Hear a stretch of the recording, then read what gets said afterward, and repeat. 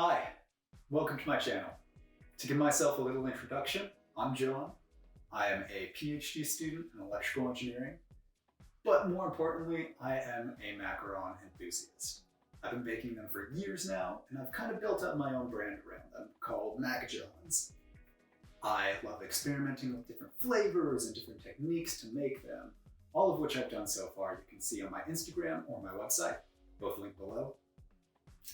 And recently I posted a picture of my latest creation, Boba Macarons, and it gathered a lot of attention, and I had people asking me to post a recipe for it. So I decided to start a YouTube channel and do everything in video format.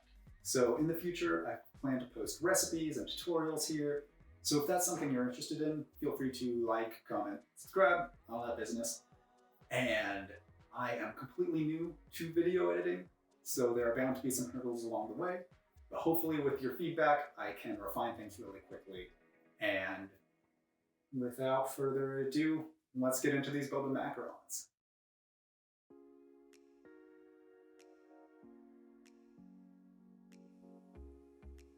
So to start off, you're going to want to portion out all of your ingredients for the macaron shells.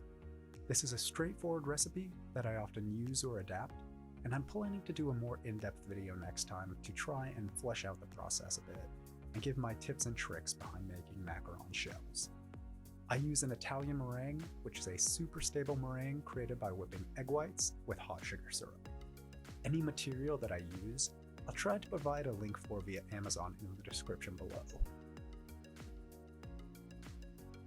To begin, you're going to want 120 grams of almond flour, 120 grams of powdered sugar, 120 grams of granulated sugar, 90 grams of egg whites, 31 grams of water, and then any food coloring you wish to use in either gel or powdered form.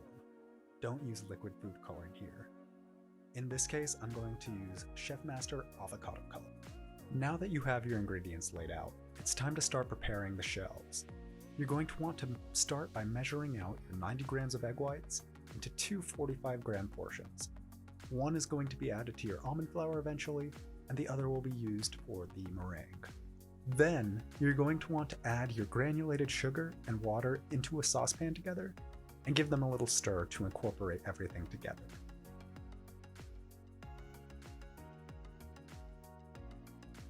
Next, you're going to want to put both your almond flour and powdered sugar into your food processor. Ideally a little more eloquently than I did here. Then start pulsing the almond flour mix in your food processor a couple seconds at a time, up to 12 or so times. This step is to try and cut down any large chunks of almond flour or powdered sugar present. Then, in a medium-sized bowl, you're going to want to sift the almond flour mix and discard any large chunks that are left in the sieve.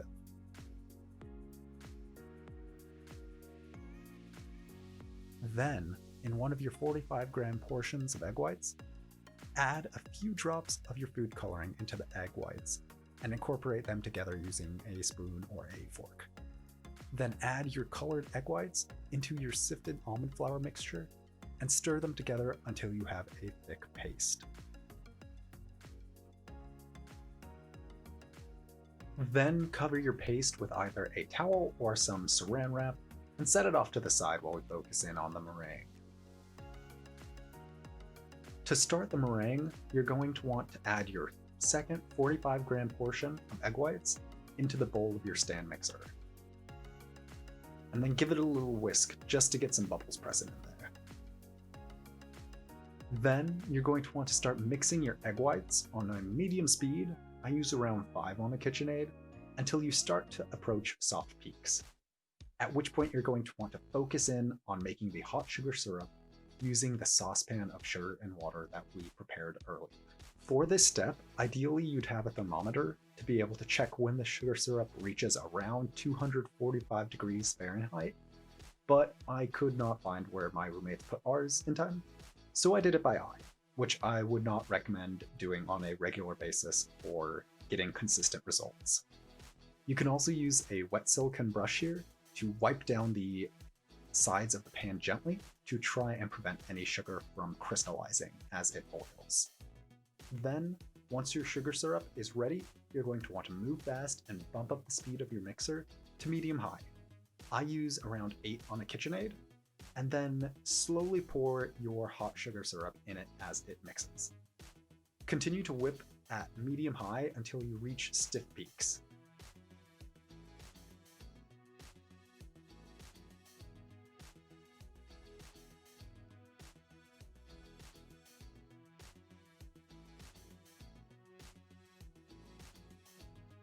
In this case, I probably should have let it whip a little more to get my peaks a little stiffer, but they should do the job just fine. Next up is everybody's most despised step, macaronage. This step will involve carefully mixing together your almond paste and meringue until it reaches a lava-like consistency. To start, you're just going to want to put a small amount of your meringue into your paste first. Usually, I just use whatever amount has clung to the KitchenAid whisk. Then incorporate the two well into each other.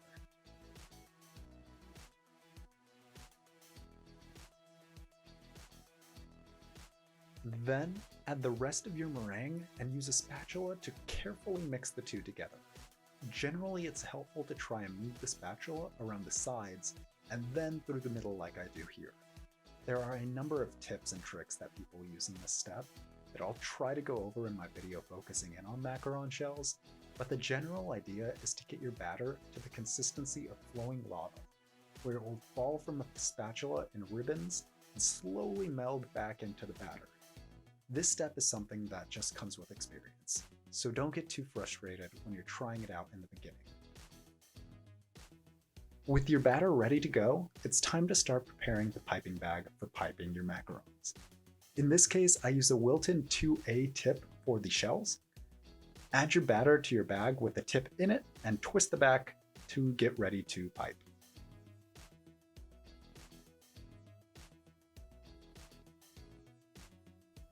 To get ready to pipe, line your baking sheet with Teflon, parchment paper, or silicone mats. I've tried and gotten consistent results with all of them. It's just a matter of preference.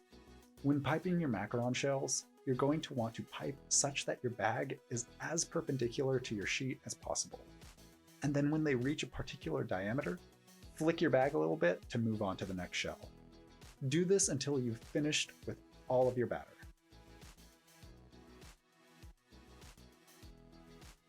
Once everything is piped out, tap your sheet on the table a couple times to get any trapped air bubbles to surface. And feel free to pop any stubborn ones that are remaining on the top of your shells with a toothpick. Then let your macarons dry until they have a nice layer on top, such that when you gently run your finger over them, none of it sticks to your finger. That's when they're ready to bake. While your macarons are drying, make sure to preheat your oven. I use 315 degrees Fahrenheit for my macarons, but this is highly dependent upon your oven. Mine is old and doesn't circulate heat well, so it was a trial and error method for me until I found out what worked for my oven. When your macarons are dry, it's time to throw them in the oven and let them bake. The baking time will also be dependent upon your oven and temperature, but I like to check them at 10 minutes and then closely monitor them between 20 to 30 minutes.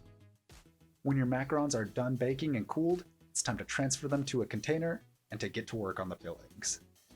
The first of our fillings is going to be the Boba Tapioca Jelly. To start, you're going to need 2.5 cups of water, half a cup of tapioca pearls, and then between 15 to 20 grams of pectin. The best pectin I've found so far is from Modernist Pantry. Both the rapid set high methyloxyl pectin as well as low methyloxyl pectin are great to use in my experience. Also have around half a cup of your sweetener of choice. I've used both honey and sugar, but I think I would give the edge to sugar.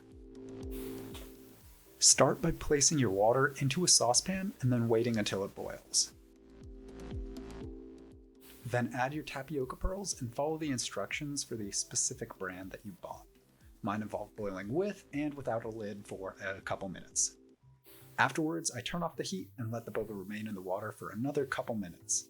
Tapioca pearls are a subtle but distinct flavor in my opinion, and it's important to try and concentrate it as much as possible.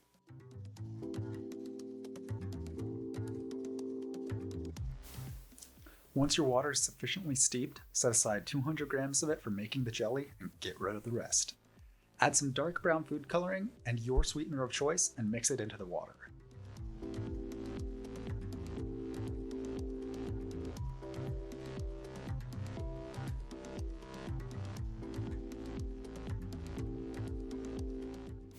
Return this water to the saucepan and boil it before whisking in your pectin. In this case, I was testing a lower amount of the pectin, so it ends up a little liquidier than I would like, but it should be fine. Boil the mixture for another 4 minutes or so until it's visually thick and glossy. Then transfer it to a container and store it in the fridge while we wait to make the buttercream. Now we're going to move on to our 2 tea-flavored buttercreams. In this case, I chose a classic black milk tea and a jasmine milk tea flavor. You're going to need 100 grams of egg whites, 100 grams of granulated sugar, 226 grams or 2 sticks of room temperature butter, and your tea of choice. Here I've chosen to show that you can use either tea powder that you buy online or tea that you've steeped yourself. If you steep yourself, you're going to want to make sure that you leave the tea bags in a long time such that the tea is super concentrated, as you don't want to have to add a ton of it to the buttercream later. To start, you're going to want to put your egg whites and granulated sugar in a medium-sized bowl and give them a little mix. Then you're going to want to set up a double boiler where basically we're just going to be whisking this egg mixture over a saucepan filled with boiling water. Once your water is close to boiling and you see steam coming off of it, is when I like to put the egg whites over it. Then whisk your egg white and sugar mixture for about 3 minutes until the sugar is completely dissolved and the mixture is warm.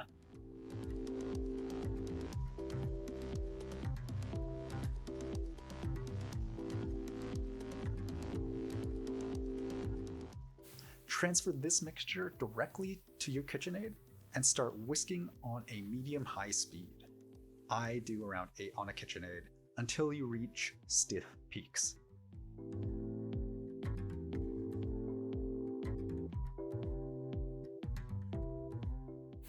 With stiff peaks, you're going to want to start adding in your room temperature butter 1 tablespoon at a time.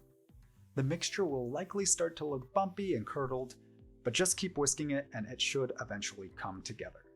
This can take 20 to 30 minutes or so, so a lot of the time I like to just watch a show and keep an eye on the buttercream while it whisks.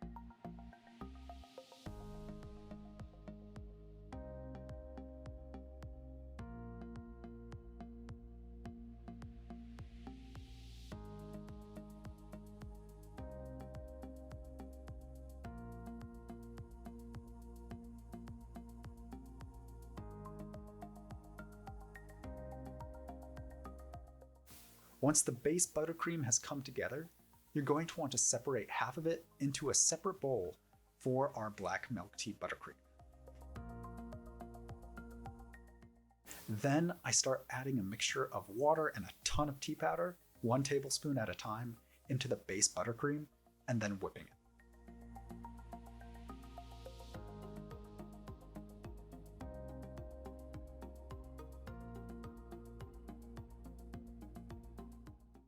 Then I start tasting the buttercream and alternating between adding the tea powder directly to it, whisking, and tasting the buttercream until I reach the strength of flavor that I want.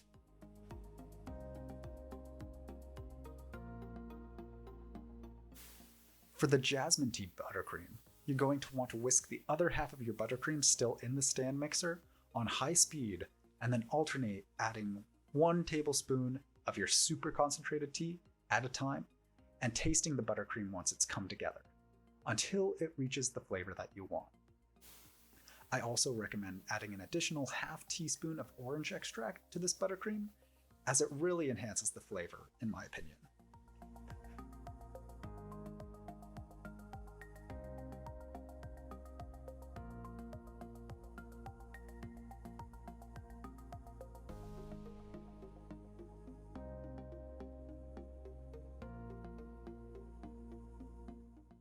With your buttercreams together, it's time to start working on decorating your macaron shells.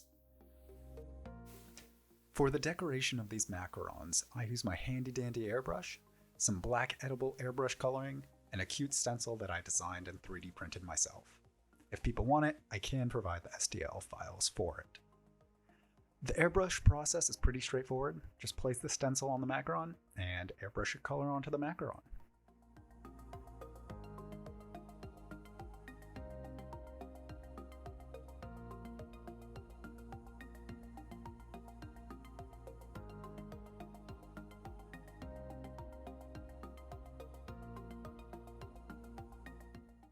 With your shells decorated, it's time to move on to the final step, piping. Whenever I pipe my macarons with hidden fillings, I like to spread an even layer of buttercream on the inner sides of the shells to help waterproof the shells. Not doing this step has led to the shells deteriorating within a couple days in the fridge because the filling soaks the delicate shells.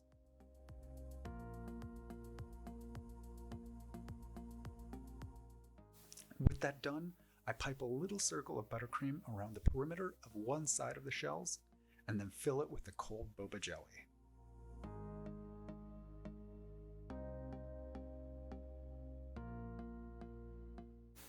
Rinse and repeat this for both buttercreams, and you have yourself some delicious and cute Boba macarons.